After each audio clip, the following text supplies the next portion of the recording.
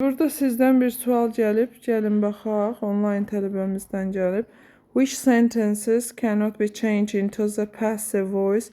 Məchula çevrilməyəni tap deyir. Bunu tapmaq asandır.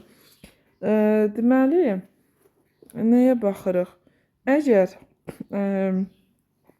deməli, tamamlıq yoxdursa feildən sonra o çevrilmir. They opened a new shop last week. Onlar keçən həftə yeni mağaza açdılar. Nəyi açdılar? Mağazanı. Bax, görürsünüz, isim var. Deməli, bir çevrilir. Birin olduğu variantı atırıq. 2-də the secretary types a letter in the office. Feilimiz type'dır.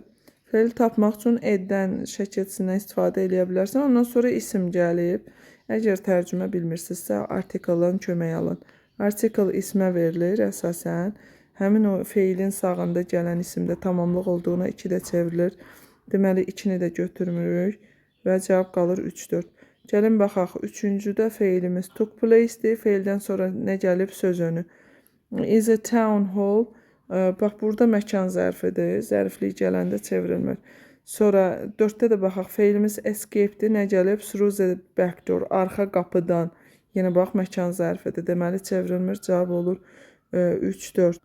Tərcümə belə olur. The meeting took place in the town hall. Görüş bələdiyyə binasında keçirildi. The man escaped through the back door. Kişi arxa qapıdan qaçdı. 20-ci suala baxırıq. Tomorrow sabahdır. Gələcək zamandır. Gələcək zamanda bilirik ki, will verilir. 3 variant atıldı. A-ın B-si yoxdur. B də gedir və cavab qalır A bəndi. Eyni zamanda, baxın, burada to var. Can to ilə işlənmir. Haven't to deyilən söz yoxdur.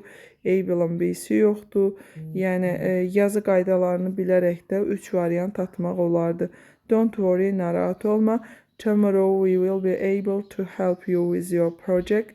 Sabah sənə layihədə kömək edə biləcəyik.